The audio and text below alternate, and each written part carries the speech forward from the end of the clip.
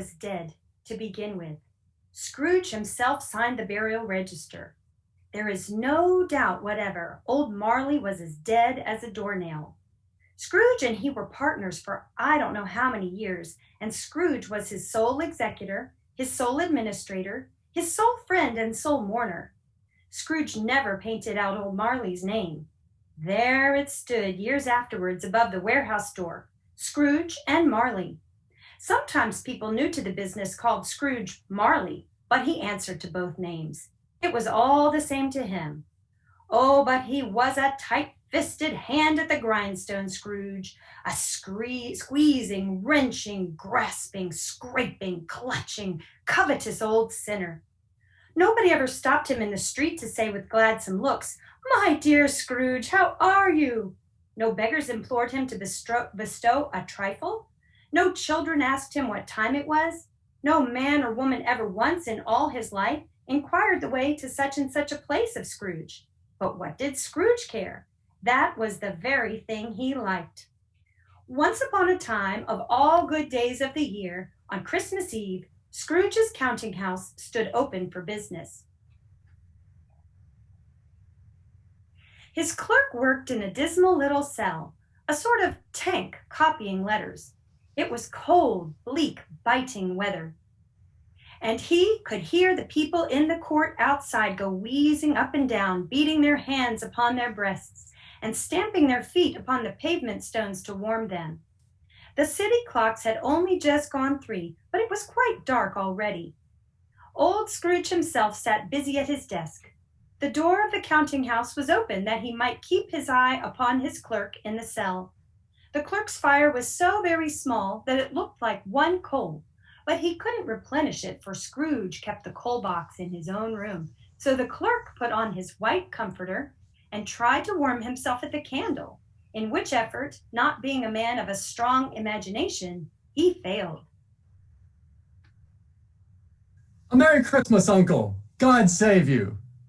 Bah, humbug. Christmas a humbug, Uncle. You don't mean that, I'm sure. I do. Merry Christmas. What right have you to be merry? What reason have you to be merry? You're poor enough. Come then. What right have you to be dismal? What reason have you to be morose? You're rich enough. Ah, humbug. Don't be cross, Uncle. What else can I be when I live in such a world of fools as this? Merry Christmas. Out upon Merry Christmas. What's Christmas time to you but a time for paying bills without money? A time for finding yourself a year older and not an hour richer? A time for balancing your books and having every item in them through around a dozen months presented dead against you? If I could work my will, every idiot who goes about with Merry Christmas on his lips should be boiled in his own pudding with a stake of holly through his heart. He should. Uncle! Nephew, you let me keep Christmas in my own way, and you can keep it in yours. Keep it, but you don't keep it. Let me leave it alone, then. Much good may it do you. Much good it has ever done you. There are many things from which I might have derived good, from which I have not profited, I dare say. But I'm sure that I have always thought of Christmas time, when it has come round, as a sacred time and as a good time. A kind, forgiving, charitable, pleasant time. Christmas is the only time I know of in the long calendar of the year where men and women seem by one consent to open their shut-up hearts freely and to think of people below them as fellow people and not another race of creatures bound on other journeys. And therefore, Uncle, although it has never put a scrap of gold or silver in my pocket, I believe it has done me good and will do me good, and I say God bless it. Oh! Let me hear another sound from you, and you'll keep your Christmas by losing your situation. You're quite a powerful speaker, sir. I wonder you don't go into Parliament. Don't be angry, Uncle. Come, dine with us tomorrow. I'll see you in hell first. But why? Why? Why did you get married? Because I fell in love. You fell in love. Good afternoon. Hey, Uncle. But you never came to see me before that happened. Why give it as a reason for not coming now? Good afternoon. I want nothing from you. I ask nothing of you. Why cannot we be friends? Good afternoon. I am sorry with all my heart to find you so resolute. We have never had any quarrel to which I have been a party.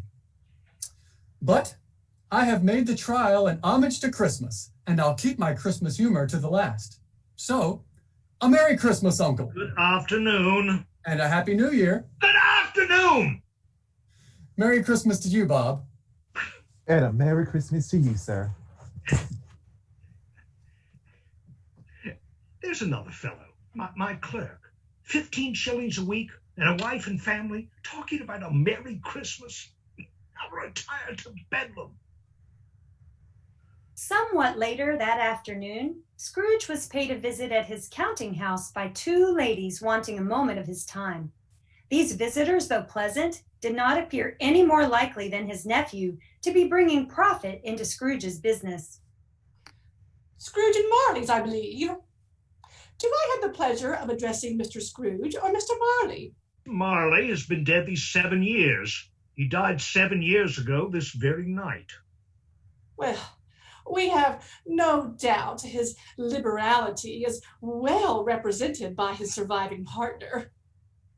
At this festive season of the year, Mr. Scrooge, it is more than usually desirable that we should make some slight provision for the poor and destitute, who suffer greatly at this time.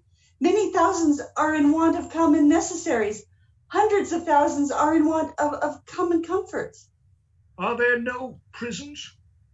Plenty of prisons. And the union workhouses, are they still in operation? They are. Still, I wish I could say they were not.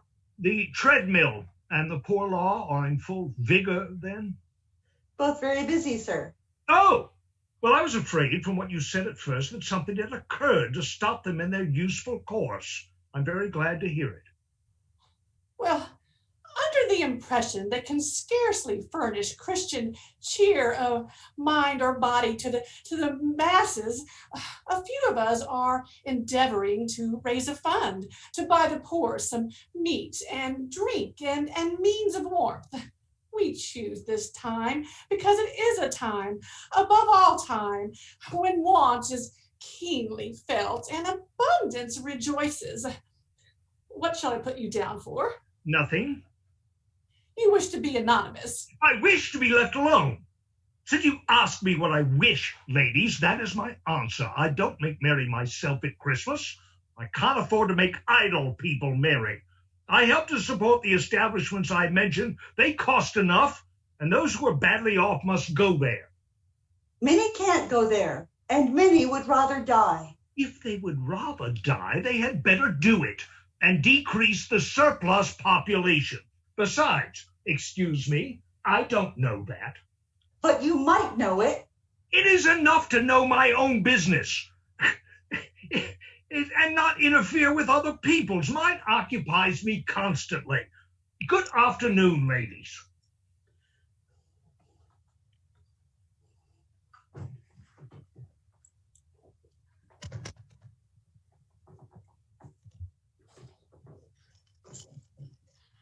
God bless you, merry gentlemen, let nothing you dismay. At length, the hour of shutting up the counting house arrived. With an ill will, Scrooge dismounted from his stool and tacitly admitted the fact to the expectant clerk in the tank. You'll be wanting the whole day tomorrow, I suppose? It's quite convenient, sir. It's not convenient. It's not fair. If I was to stop you half a crown for it, you'd think yourself ill-used, I'll be bound. Yet you don't think me ill-used when I pay a day's wages for no work. Christmas is only once a year, sir. Poor excuse for picking a man's pocket every 25th of December. But I suppose you must have the whole day.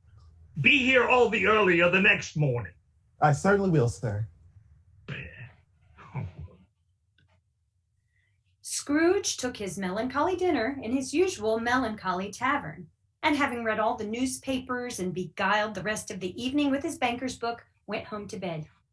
He lived in chambers which had once belonged to his deceased partner. They were a gloomy suite of rooms, old enough now and dreary enough, for nobody lived in it but Scrooge.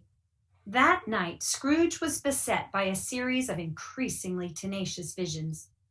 Upon having his key in the lock of the door, he saw in the knocker, just for a moment, the image of old Marley's face. Walking slowly up the stairs, he perceived a hearse going on before him in the gloom. Sitting before the fire, his eyes showed him every one of the figures carved and painted into the fireplace and mantel, transformed with a copy of old Marley's head on every one. Thus unsettled, he locked himself in, double locked himself in, which was not his custom, and prepared himself for bed.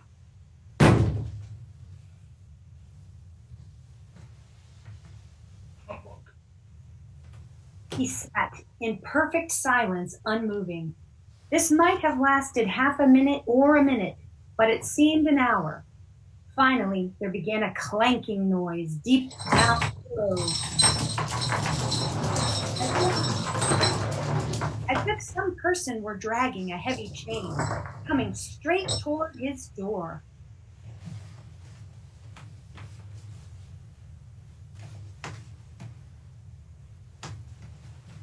It's humbug still. I won't believe it.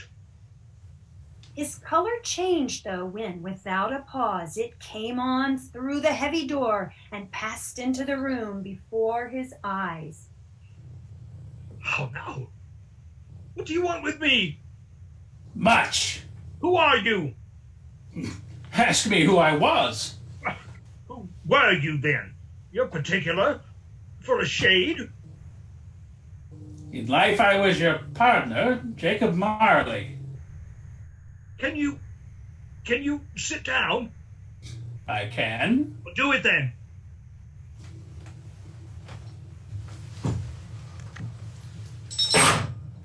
You don't believe in me. I don't.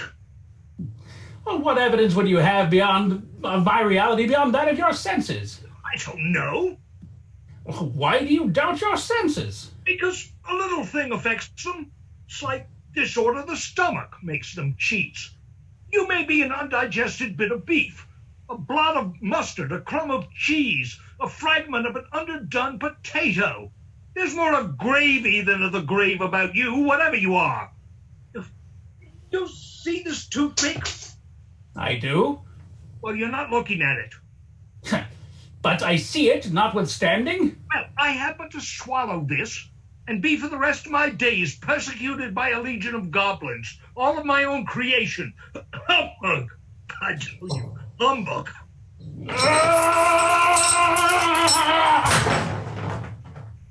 Oh, mercy! Dreadful apparition, why do you trouble me? Man of the worldly mind, do you believe in me or not? I do, I must, but why do spirits walk the earth, and why do they come to me? It is required of every man that the spirit within him should walk abroad among his fellow men and travel far and wide. And if that spirit goes not forth in life, it is condemned to do so after death. It is doomed to wander the world, oh, woe is me, and witness what it cannot share, but might have shared on earth and turn to happiness. You are fettered. Tell me why. I wear the chain I forged in life. I made it, link by link and yard by yard. I girded it on of my own free will, and of my own free will I wore it. Is its pattern strange to you? Or would you know the weight and length of the strong coil you bear yourself? It was full as heavy and as long as this 7 Christmas Eves ago. You have labored on it since. It is a ponderous chain. Jacob, oh, Jacob Marley, tell me more. Speak comfort to me, Jacob. I have none to give. It comes from other regions, Ebenezer Scrooge, and is conveyed by other ministers to other kinds of men. Nor may I tell you what I would. Very little more is all that is permitted to me. I cannot rest. I cannot stay. I cannot linger anywhere. My spirit never walked beyond our counting house. Mark me. In life, my spirit never roved beyond the narrow limits of our money-changing hole, and weary journeys lie before me. You must have been very slow about it, Jacob. Slow! 7 years dead and traveling all the time? The whole time. No rest, no peace, incessant torture of remorse. Travel fast. The wings of the wind. Well, you might have got over quite a great quantity of ground in 7 years. Oh, captive, bound and double ironed. A curse. Not to know that this earth must pass into eternity before the good of which it is capable is all developed. Not to know that any Christian spirit working kindly would find its life too short for its vast means of usefulness. Not to know that no space of regret will make amends for one life's opportunities misused. Yet such was I. Oh, such was I. But you were always a good man of business, Jacob. Business! Mankind was my business, though I did not know it. The common welfare was my business. Charity, mercy, forbearance, and benevolence were all my business. The dealings of my trade were but a drop of water in the comprehensive ocean of my business. This time of the rolling year, I suffer most. Why did I walk through crowds of fellow beings with my eyes turned down and never raised them to that blessed star that led the wise men to a poor abode? Were there no poor homes to which its light would have conducted me? Hear me. My time is almost gone. I will. But don't be hard upon me. Don't be flowery, Jacob, pray. How it is that I appear before you in a shape that you can see, I cannot tell. I have sat invisible beside you many and many a day. It is no small part of my penance. I have come tonight to warn you that you have yet a chance and hope of escaping my fate. A chance and a hope of my procuring, Ebenezer. You were always a good friend to me. Thank you. You will be haunted by 3 spirits. Is that the chance and hope you mentioned, Jacob? It is. I think I'd rather not. Without their visits, you cannot hope to shun the path I tread. Expect the first tomorrow, when the bell tolls 1. Couldn't I take them all at once and have it over, Jacob? Expect the second on the next night at the same hour. The third upon the next night, when the last stroke of 12 has ceased to vibrate. And look to see me no more. And look that for your own sake, you remember what has passed between us. Hope. When Scrooge awoke, it was dark, so he listened for the hour.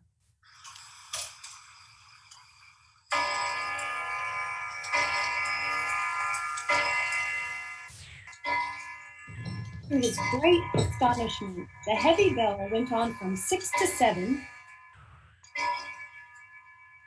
and from 7 to 8, and regularly up to 12, then stopped. 12? It was past 2 when he went to bed. It seemed impossible that he could have slept through the entire day and into another night. Could it be that it was noon and yet still dark? The idea alarmed him, so he scrambled out of bed and groped his way to the window. He was obliged to rub the frost off with the sleeve of his dressing gown before he could see anything, and could see very little then. All he could make out was that it was still very foggy and extremely cold, and that there was no noise of people running to and fro. Scrooge went to bed again and thought it over, and was deeply perplexed. Marley's ghost? Was it a dream or not? Scrooge resolved to lie awake until an hour was past. It was so long that he was convinced he must have sunk into a doze unconsciously and missed the clock. At length, it broke upon his listening ear.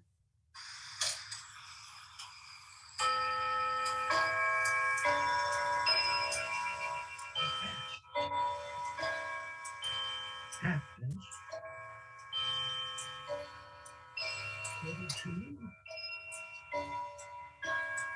tower itself. Nothing else.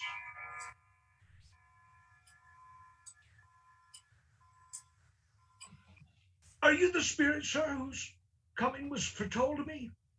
I am. Well, what are you? I am the ghost of Christmas past. Long past. No, your past. What business brings you here? Your welfare. I am indeed much obliged, but surely permitting me a night of unbroken rest would be more conducive to that end? Your reclamation, then. Take heed. Behold. But what is this scene? Watch. Remember. Good heavens. I was bred in this place. I was a boy here. You recollect the place? Remember it? I could walk it blindfold. Strange to have forgotten it for so many years. Your lip is trembling. And what is that upon your cheek? It must be a pimple. Do show me what it is I'm meant to see here. Oh, so many townfolk traveling for Christmas. Why, there's Edward Evans and old Gregory Wright, and there, Hannah and Mary Josephine. These are but shadows of things that have been. They have no consciousness of us. All the school, leaving the village to visit family for Christmas. Is that what I'm intended to see? All right, then. I've seen it. The school is not quite deserted.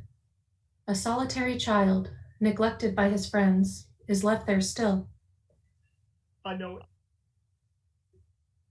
But look. Why, it's Ali Baba. It's dear old honest Ali Baba. Yes, I know. I know. One Christmas time, when yonder solitary child was left here all alone, he did come. For the first time, just like that. Poor boy. And Valentine. And his wild brother Orson. There they go. And what's his name? Who was put down in his drawers asleep at the gate of Damascus. Don't you see him?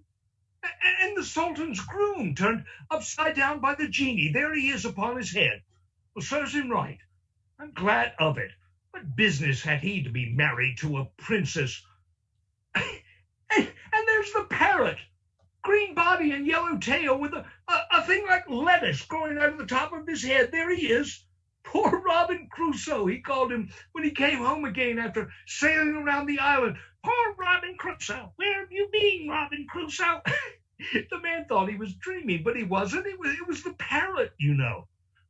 And there goes Friday, running for his life to the little creek. Hello? Who? Hello? Poor boy. I wish. Oh, but it's too late now. What is the matter? Nothing. There was a boy singing a Christmas carol at my door last night. I should have liked to have given him something, that's all. Let us see another Christmas. I've come to bring you home, dear brother, to bring you home, home, home. Home, Fan? Yes, home for good and all, home forever and ever. Father's so much kinder than he used to be. That home's like heaven. He spoke to me so gently one dear night when I was going to bed that I was not afraid to ask him once more if he might come home. And he said, yes, you should, and sent me in a coach to bring you right away. So we're to be together all the Christmas long and have the merriest time in all the world. You were quite a sister, Fan. Always a delicate creature, whom a breath might have withered, but she had a large heart. So she had. You're right, I'll not gainsay it, spirit, God forbid. She died a woman and had, as I think, children. One child. True. Your nephew. Yes. See the door that appears before you now? Do you know it? No. I was apprenticed here. It's Fezziwig. It's old Fezziwig. Bless his heart, it's Fezziwig, alive again. Yo ho there, Ebenezer. Yo ho, my boy. No more work tonight. Christmas Eve, Ebenezer. Let's have the shutters up before a man can say, Jack Jack Robinson. Clear away, my lad, and let's have lots more room here. Dear husband, it looks wonderful. Merry Christmas. Welcome, everybody. Welcome. Merry Christmas. Merry Christmas, everybody. Oh, Happy we had a dog. How's your Christmas. sister? Is she well? You should. Thank you. Delightful to see. Wonderful, dear. Oh, Mission. I'm just Wassail all over the town. Our toast it is white and our ale it is brown. And the bowl that is made of the white maple tree, with a wassailing bowl will drink to thee. A small matter to make these silly folks so full of gratitude. Small. Listen. Ezzywick is just a remarkable master. You are very lucky to have been apprenticed to him. Surely there is not another so generous in all of London. Perhaps all of England. Look at all the people that have come tonight. Why is it not he has spent but little of your mortal money, 3 or 4 pounds sterling perhaps? Is that so much that he deserves this trade? It's not that. It isn't that, Spirit. He has the power to render us happy or unhappy, to make our service light or burdensome, a pleasure or a toil. Say that his power lies in words and looks and in things so slight and insignificant, it's impossible to add and count them up. Well, what then? The happiness he gives is quite as great as if it cost a fortune. What is the matter? Nothing particular. Something, I think. No, nothing. I should like to be able to say a word or two to my clerk just now, that's all. My time grows short. Quick. It matters little, Ebenezer. To you, very little. Another idol has displaced me, and if it can cheer and comfort you in the time to come, as I would have tried to do, I have no just cause to grieve. What idol has displaced you? A golden one. Belle, this is the even-handed dealing of the world. There is nothing on which it is so hard as poverty, and nothing it professes to condemn with such severity as the pursuit of wealth. You fear the world too much. All your other hopes have merged into the hope of being beyond the chance of its sore reproach. I have seen your nobler aspirations fall off one by one until the master passion, gain, engrosses you. Have I not? What then? Even if I have grown so much wiser, what then? I'm not changed towards you. Our contract is an old one. It was made when we were both poor and content to be so. When, in good season, we could improve our worldly fortune through our patient industry. You are changed. When it was made, you were another man. I was a boy. Your own feeling tells you that you are not what you think you are. I am. That which promised happiness when we were one in heart is now fraught with misery now that we are two. How often and how keenly I have thought of this, I will not say. It is enough that I have thought of it and can release you. Have I ever sought release? In words, no, never. In what then? In a changed nature, in an altered spirit, in another atmosphere of life, another hope as its great end. In everything that gave my love any worth or value in your sight. If this had never been between us, tell me, would you seek me out and try to win me now? No. You think not? I would gladly think otherwise if I could. Heaven knows, when I have learned of truth like this, I know how strong and irresistible it can be. Tell me, but if you were free today, tomorrow, yesterday, could even I believe that you would choose a dowerless girl, you who measure everything by gain? And if by chance You are false enough to your one guiding principle to choose her. Do I not know that repentance and regret would surely follow? I do know that and can release you with a full heart for the love of the man you once were. You may have pain in this. The memory of what is past half makes me hope you will. A very, very brief time, you will dismiss the recollection of this as an unprofitable dream from which it was well that you awoke. May you be happy in the life you have chosen. Spirit, show me no more. Conduct me home. Why do you delight to torture me? One shadow more. No more. No more. I don't wish to see it. Show me no more. One more. See. But who's this man? I'm certain I've never seen him before. Patience.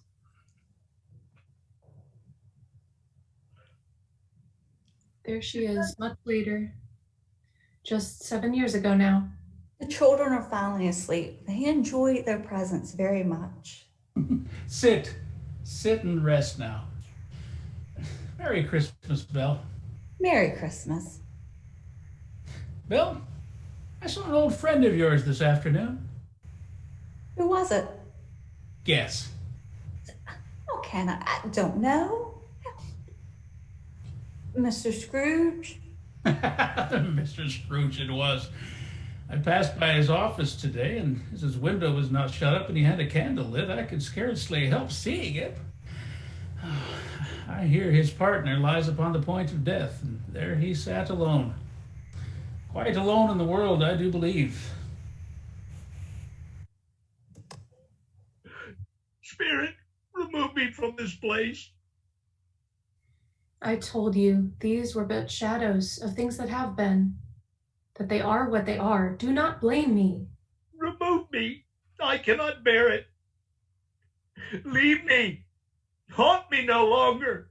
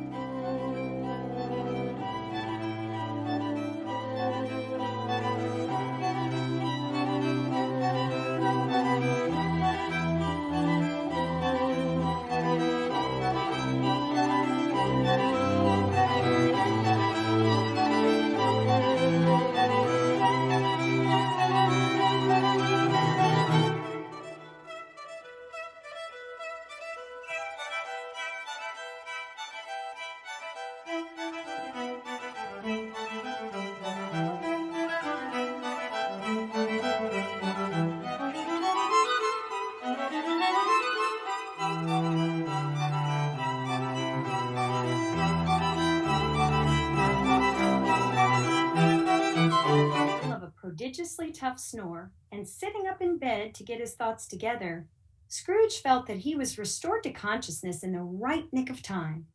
Gentlemen of the free and easy sort who plume themselves on being acquainted with a move or two and being usually equal to the time of day express the wide range of their capacity for adventure by observing that they are good for anything from pitch and toss to manslaughter.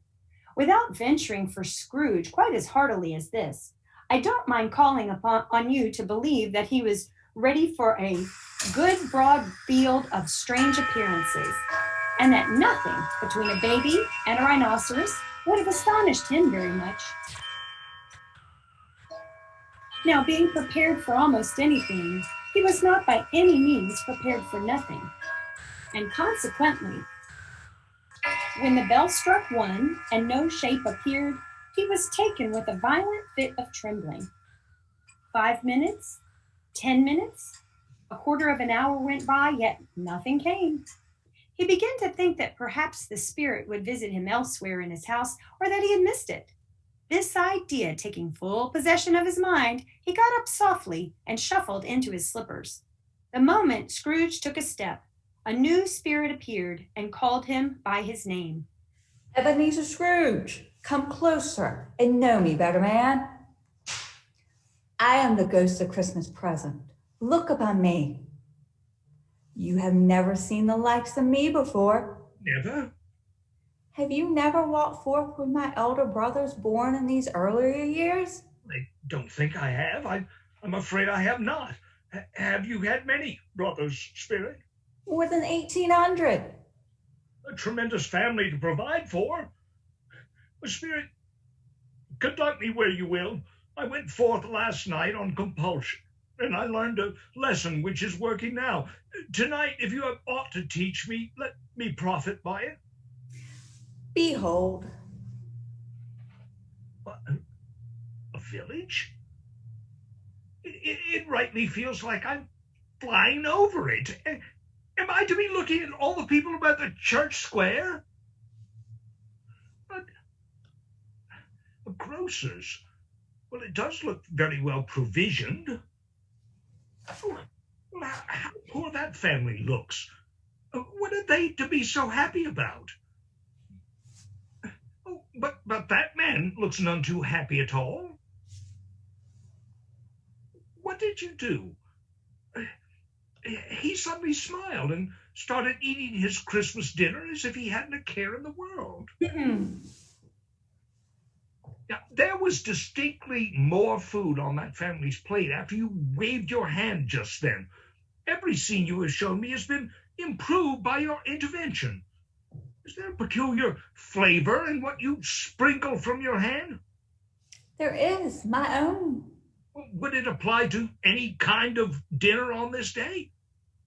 To any kind, kindly given, to a poor one most. Why to a poor one most? Because it needs it most. Spirit, I wonder you, of all the beings in the many worlds about us, should desire to cramp these people's opportunities of innocent enjoyment. Me? Well, you would deprive them of their means of dining every seventh day, often the only day on which they can be said to dine at all, now wouldn't you? Me. You seek to close these places on the seventh day, and it comes to the same thing. I seek. Oh, forgive me if I'm wrong. It's been done in your name, or at least in that of your family. There are some upon this earth of yours who lay claim to know us, who do their deeds of pride, ill will, envy, selfishness, bigotry, and hatred in our name, who are as strange to us and all our kith and kin as if they had never lived. Remember that, and charge their doings on them, not us. I will, Spirit. Now, let us look in on a family that I think you know.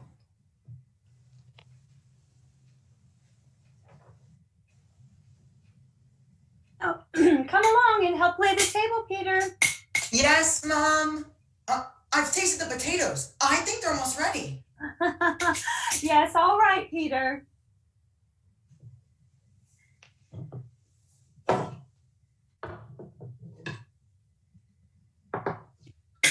Mom! Mom! Mom!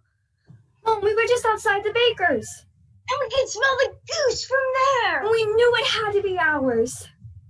Christmas goose. With onions. Potatoes. Good heavens, yes indeed. Now settle down, settle down. What is ever about your precious father then? And your brother, Tiny Tim? And bless your heart, Peter, you were rather late yourself. We had a deal of work to finish up last night and had to clear away this morning, Mother. Well, never mind so long as you're come. Now sit yourself down here with the fire ablaze, my dear, and warm yourself. Lord No, bless there's Father coming. Peter. Hi, Peter, hi. Why? Where's our Peter? Not coming. Not coming? Not coming on Christmas Day? Oh, Father, I can't even bear to jest on that. Here I am. Then I'm glad. All of us together for Christmas. Tim, come listen to the pudding bubbling. It's been boiling for hours and it sounds like the copper is singing. And how did little Tim behave? As good as gold, and better. Somehow he gets thoughtful sitting by himself so much and thinks the strangest thing you ever heard. He told me coming home that he hoped the people saw him in the church because he has a crippled leg. And it might be pleasant for them to remember on Christmas Day who made beggars lame and blind men see. All right, enough running off then. Let's all be seated for the dinner. Merry Christmas, my dears. God bless us. God bless us. God bless us. God blesses everyone. Spirit, tell me if Tiny Tim will live. I see a vacant seat in a poor chimney corner with a crutch carefully preserved. If the shadows remain unaltered by the future, the child will die. No, kind spirit, say he will be spared. If these shadows remain unaltered by the future, none of my kind will find him here. What then? If he be like to die, he had better do it and decrease the surplus population. Man, if man you be in heart, not animate, forbear that wicked cant until you have discovered what the surplus is, where it is. Will you decide what men will live? What men will die? It may be that in the sight of heaven, you are more worthless and less fit to live than millions more like this poor man's child. Oh God, to hear the insect on the leaf pronouncing on too much life among his hungry brothers in the dust. Mr. Scrooge, I give you Mr. Scrooge, the founder of the feast. The founder of the feast, indeed. I wish he were here. I'd give him a piece of my mind to feast upon, and I hope he'd have a good appetite for it. My dear, the children, Christmas Day. It should be Christmas Day, I'm sure, on which one drinks the health of such an odious, stingy, hard, unfeeling man as Mr. Scrooge. You know he is, Robert. Nobody knows it better than you do, poor fellow. My dear, Christmas Day. I'll drink to his health for your sake and for the day's, but not for his. Long life to him. A Merry Christmas and a Happy New Year. He'll be very merry and very happy, I have no doubt.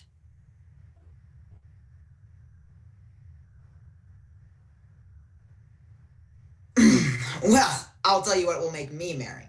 After a night and day working at the yard, I fully mean to lie in bed tomorrow for a good long rest. Speaking of your job at the yard, I may have some news for us. I have a proper situation in my eye for Peter, which would bring in, if obtained, full 5 and 6 pence weekly. 5 and 6? Why, our Peter will be a regular man of business. We must continue. We have more yet to see tonight.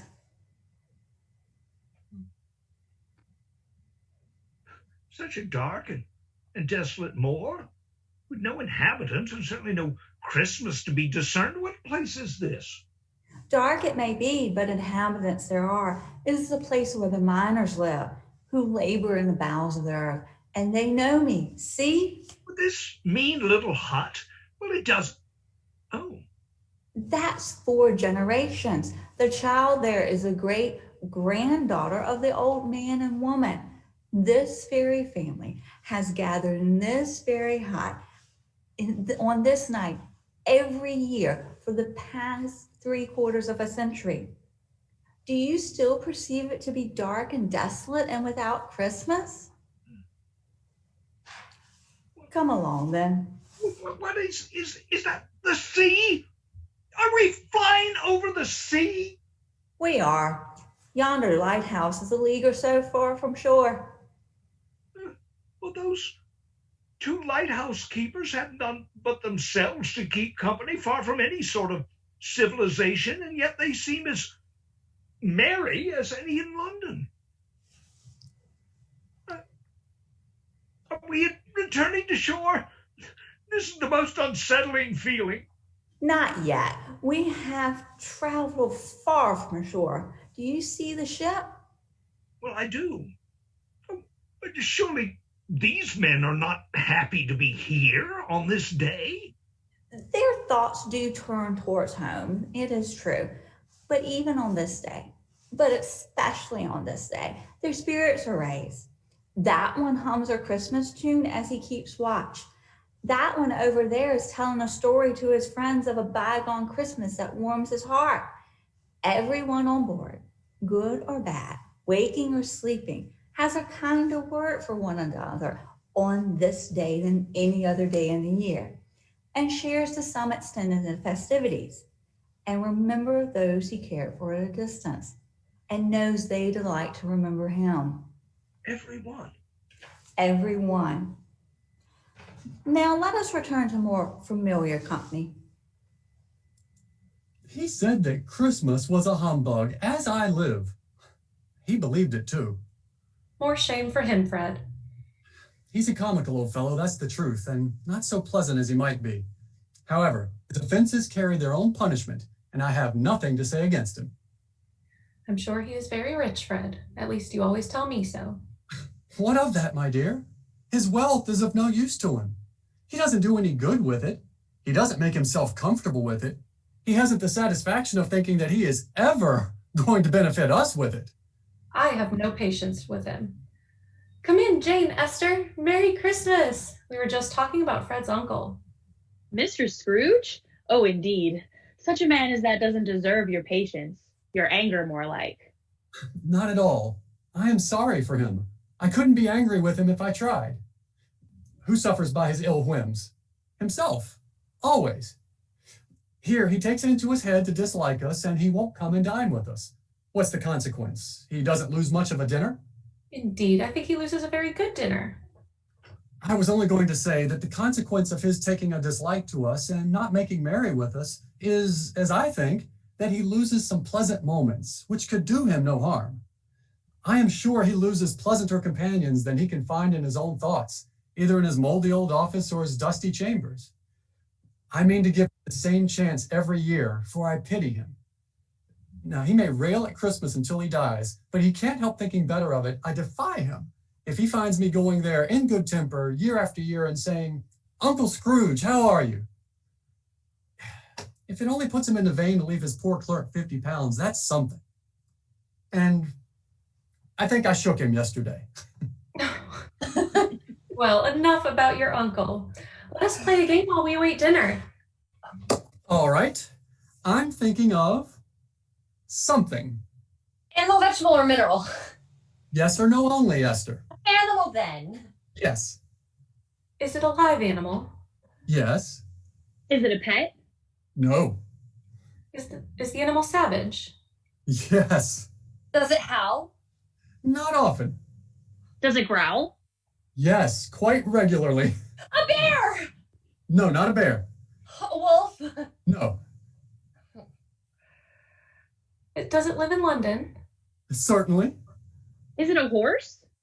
Horses don't growl. Not a horse. Is the animal slaughtered for market? No, never. Nobody would want to eat it. Not a cow or a pig, then. They don't howl either. Neither cow nor pig. Is it kept in a menagerie? No. So what? So the savage animal roams about the streets of London then? Yes. Growling at people? Yes, very disagreeable. Oh! Does it talk to people sometimes? Yes, indeed. I have found it out. I know what it is, Fred. I know what it is. What is it? It's your Uncle Scrooge. Well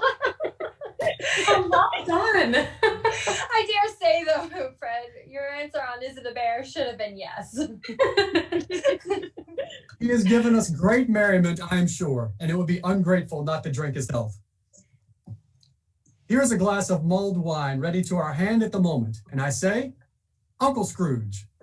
Well, Uncle Scrooge. Uncle Scrooge. A Merry Christmas and a Happy New Year to the old man, whatever he is.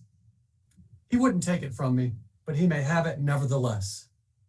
Uncle Scrooge.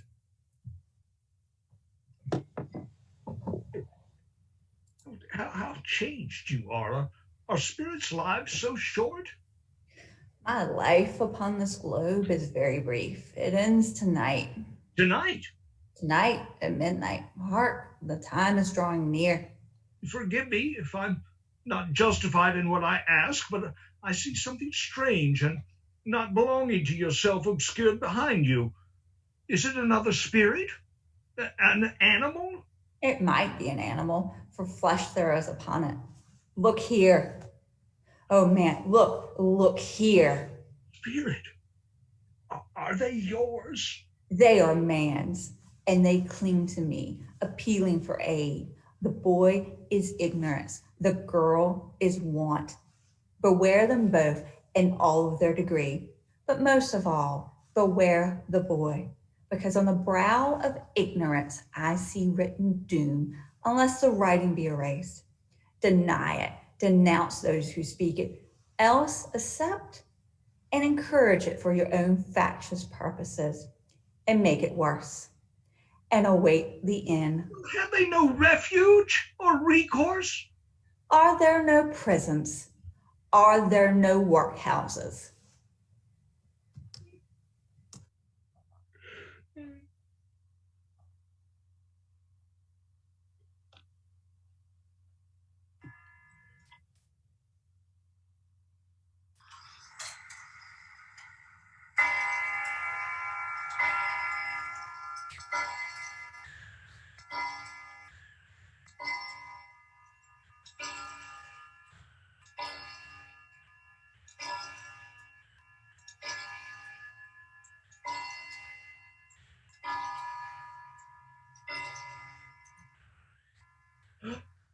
I am in the presence of the ghost of Christmas yet to come. You are about to show me shadows of things that have not happened, but will happen in the time before us. Is that so, Spirit? Ghost of the future, I fear you more than any spectre I have seen. But as I know your purpose is to do me good, and I hope to live to be another man from what I was, I'm prepared to bear your company and do it with a thankful heart. Will you not speak to me? Show me then. The night is waning fast, and it is precious time to me, I know. Show me, Spirit.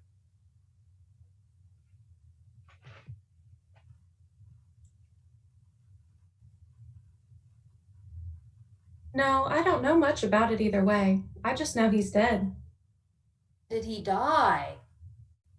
Last night, I believe. Why? What was the matter with him? I thought he'd never die. God knows. What has he done with his money? I haven't heard. Left it to his company, perhaps? He hasn't left it to me, that's all I know. It's likely to be a very cheap funeral, for upon my life, I don't know of anybody to go to it.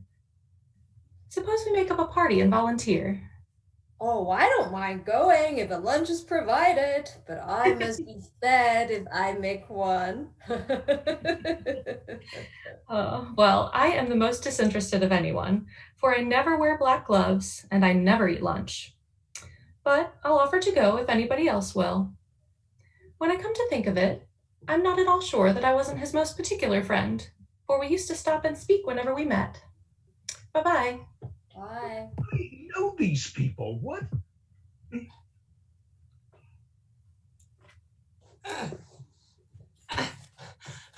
Let the charwoman alone be the first. Let the laundress alone be the second. Look here, old Joe. Here's a chance. If we haven't met here before without meaning it. Well, you couldn't have met in a better place. Come in, sit. What odds? What odds then, Mrs. Dilber? Every person has a right to take care of themselves. He always did. That's true indeed. No man more so. Well then, why stare as if you was afraid, woman? Who's the wiser? We're not going to pick holes in each other's coats, I suppose.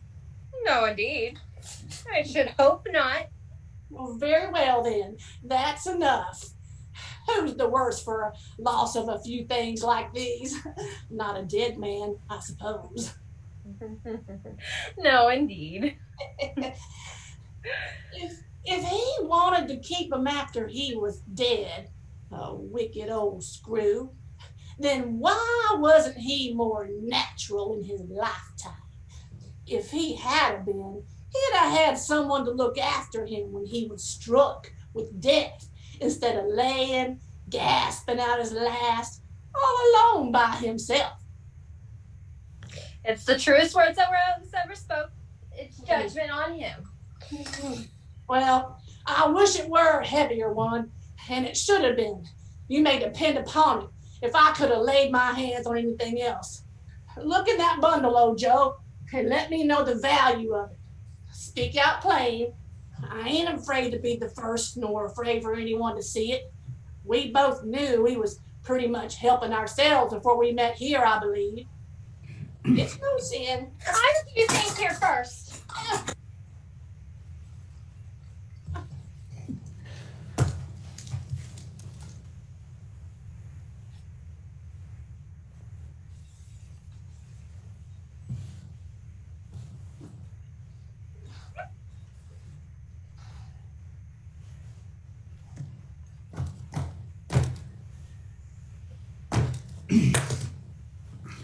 I always give too much to the ladies. It's a weakness of mine. And it's how I ruin myself. There's your account. And if you ask me for another penny, I'll repent of being so liberal and knock off half a crown. Oh, and now undo my bundle, Joe.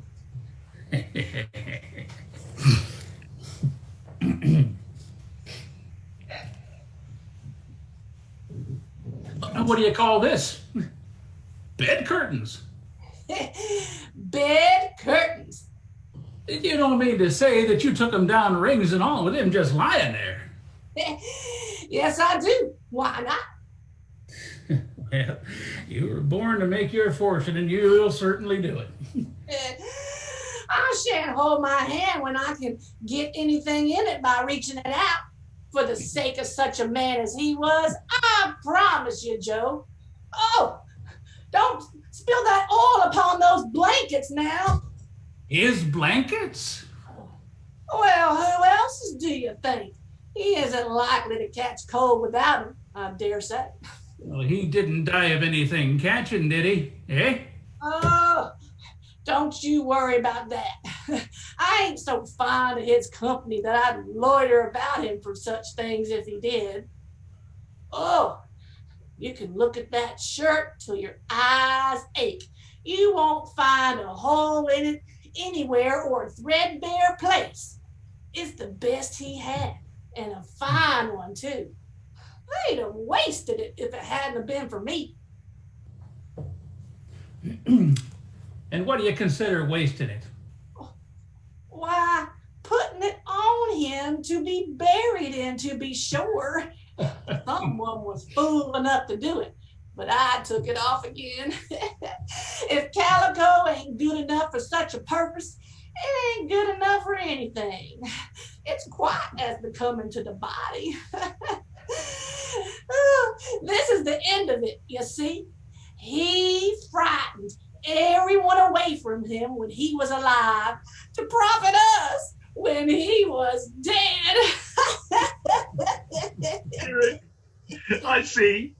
I see that the case of this unhappy man might be my own. My life tends that way now.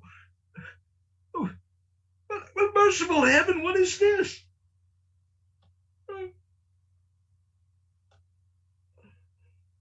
Spirit, this is a frightful place. In leaving it, I shall not leave it its lesson. Trust me, let us go.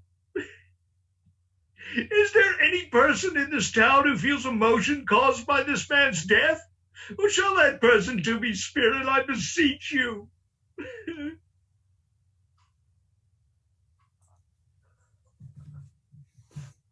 James, is it good or bad? Bad. We are quite ruined then. No, there is hope yet, Caroline. If he relents, there is. Nothing is past hope if such a miracle has happened. He is past relenting. He is dead. Oh, thanks be to God! Oh, Lord, forgive me. I told you last night of that half-drunken woman when I tried to see him and obtain a week's delay, and I thought what she told me was a mere excuse to avoid me, but turns out to have been quite true. He was not only very ill, but dying then. To whom will our debt be transferred? No, but before that time, we should be ready with the money. And even though we were not, it would be bad fortune indeed to find so merciless a creditor in his successor. We may sleep tonight with light hearts, Caroline. Let me see some tenderness connected with the death. Oh, that dark chamber spirit which we left just now will be forever present to me.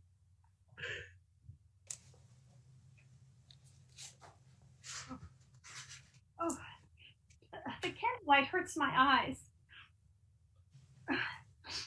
They're better now again. It makes them weak by candlelight, and I wouldn't show weak eyes to your father when he comes home for the world. It must be near his time.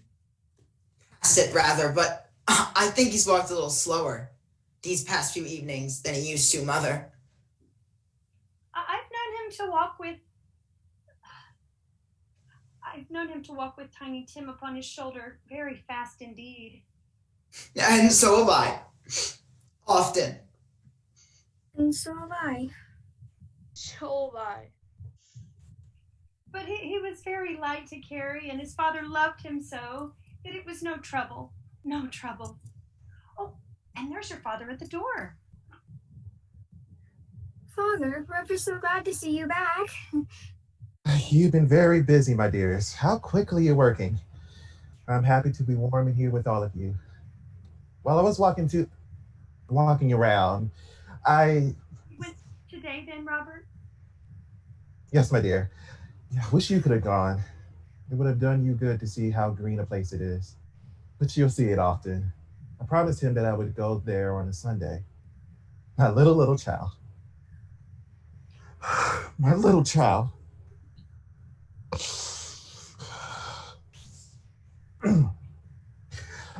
I met old Scrooge's nephew on the street while I was walking. What on earth did he want? Oh, the nephew was most extraordinarily kind. I'd scarcely seen him but once, but he saw that I looked just a little down, and he inquired what happened to distress me. On which, for he is the pleasantest spoken gentleman you've ever heard, I told him. I am heartily sorry for it, Mr. Cratchit, he said, and heartily sorry for your good wife. By the by, how he ever knew that, I don't know. Knew what, my dear? Why, that you were a good wife. Everybody knows that. Very well observed, my boy. I hope they do. Heartily sorry, he said, for your good wife. If I can be of any service to you in any way, he said, giving me his card, that's where I live. Pray come to me. Now, it weren't for the sake of anything he might be able to do for us. so much for his kind way that this was quite delightful. It really seemed as if he had known our Tiny Tim and felt with us. I'm sure he's a good soul. You would be sure of it, my dear, if you would have saw and spoke with him. I shouldn't be at all surprised, mark what I say, if he got Peter a better situation. Only hear that, Peter. And then he will be meeting someone and setting up for himself. Get along with you. It's just as likely as not, one of these days. Though there's plenty of time for that, my dear. But however and whenever we shall part from one another, I'm sure we shall none of us forget poor Tiny Tim. Shall we, or this first pardon that there was among us? Never, Father. No, Father. Never. And I know, my dears, that when we recollect how patient and mild he was, although he was a little child, we shall not quarrel easy among ourselves and forget poor Tiny Tim in doing it. No. No, Father. I am very happy. I am very happy. Spectre, something informs me that our parting moment is at hand. I know it, but I know not how. Tell me, what man was that we saw lying dead? The court that you show me now, it's where my place of occupation is, and has been for a length of time. I see the house. Let me behold what I shall be in days to come. Why is the image traveling to that gate? That is the churchyard. Why are we drawing up to a gravestone? Before I peer closer at that stone to which you point, answer me one question. Are these the shadows of things that will be, or are they shadows of things that may be only? Men's courses will foreshadow certain ends to which they must lead, if persevered in, but if the courses be departed from, the ends will change. Say this thus with what you show me. Am I the man who lay upon the pit? Oh, Spirit, no. Oh, no. Spirit, hear me. I am not the man I was. I will not be the man I must have been but for this intercourse. Why show me this if I passed all hope? Good Spirit, your nature intercedes for me and pities me. Assure me I yet may change these shadows you have shown me by an altered life. I will honor Christmas in my heart and try to keep it all the year. I will live in the past, the present, and the future. The spirits of all three shall strive within me. I will not be shut out of the lessons that they teach. Oh, tell me I may sponge away the writing on this stone.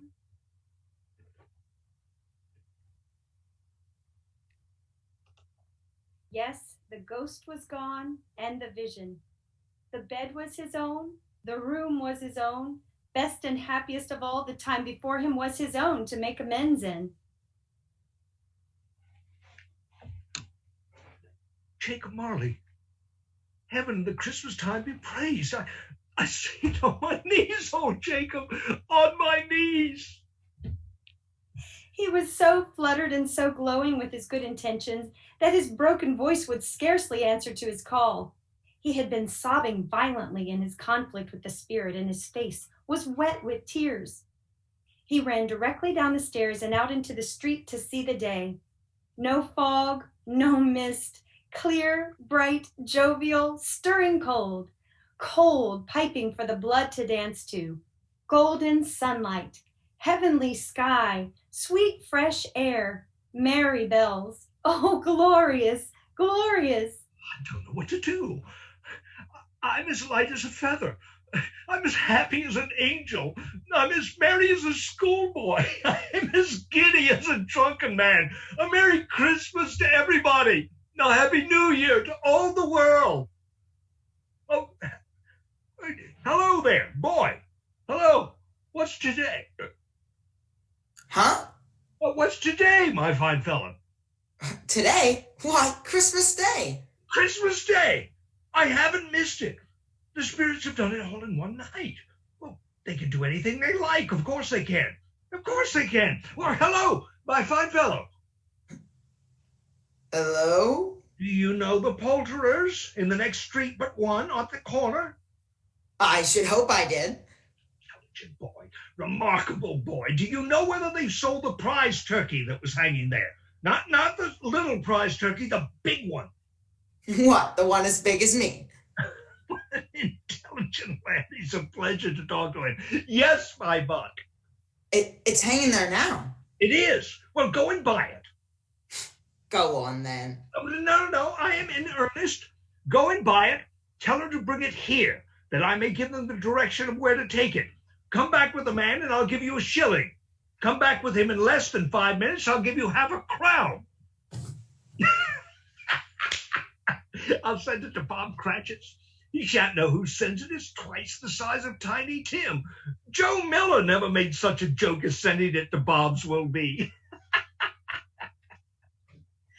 The chuckle with which he said this, and the chuckle with which he paid for the turkey, and the chuckle with which he paid for the cab for the man to transport the turkey all the way to Camden Town, and the chuckle with which he recompensed the boy were only to be exceeded by the chuckle with which he sat down breathless in his chair again and chuckled till he cried. Shaving was not an easy task, for his hand continued to shake very much, and shaving requires attention even when you don't dance while you are at it.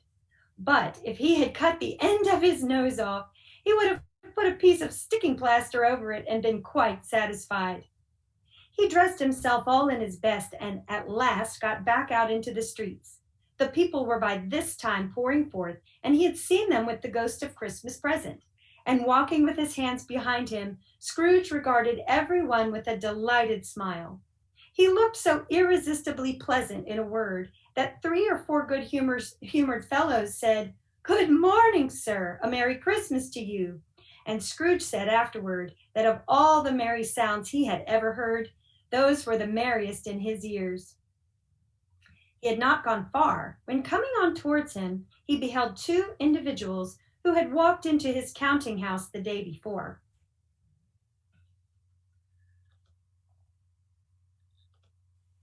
My dear ladies, how do you do? I hope you succeeded yesterday. It was very kind of you. Merry Christmas to you.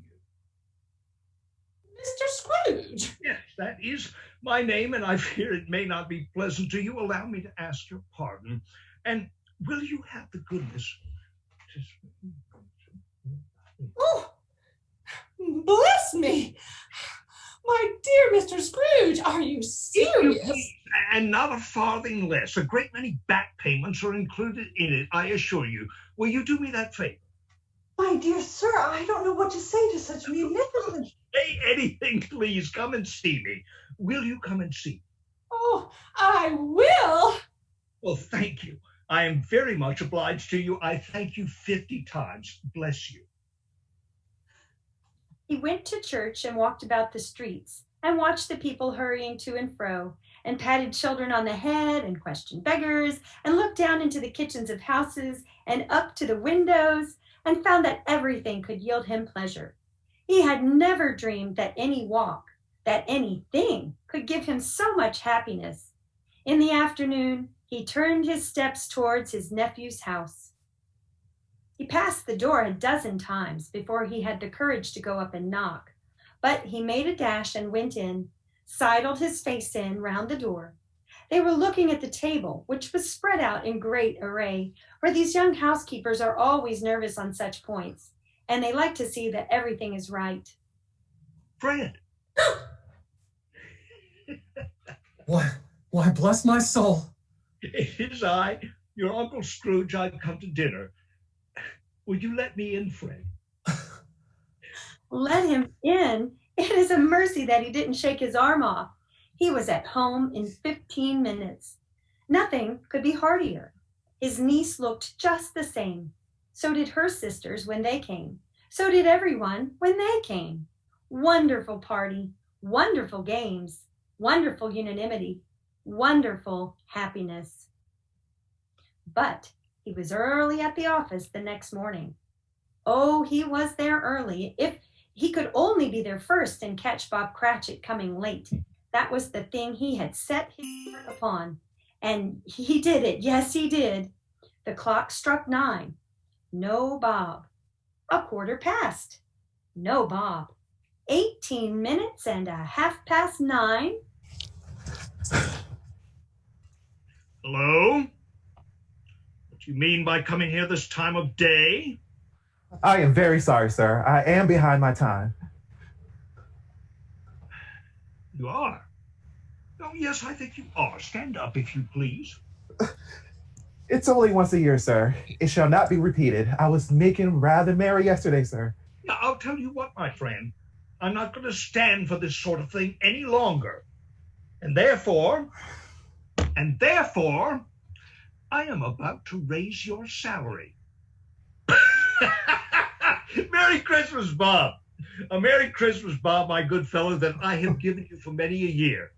I will raise your salary and endeavor to assist your struggling family, and we will discuss your affairs this very afternoon over a Christmas bowl of smoking bishop, Bob. Make up the fires and buy another coal scuttle before you dot another I, Bob Cratchit.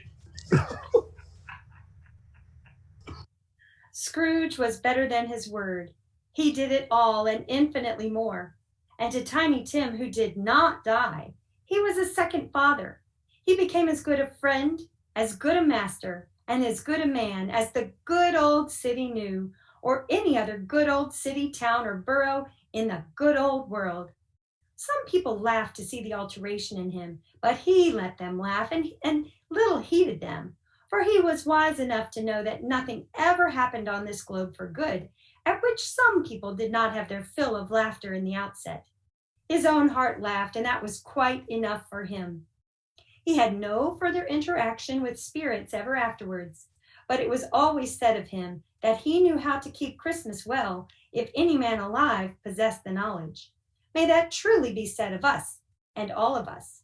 And so, as Tiny Tim observed, God bless us, every one. The end.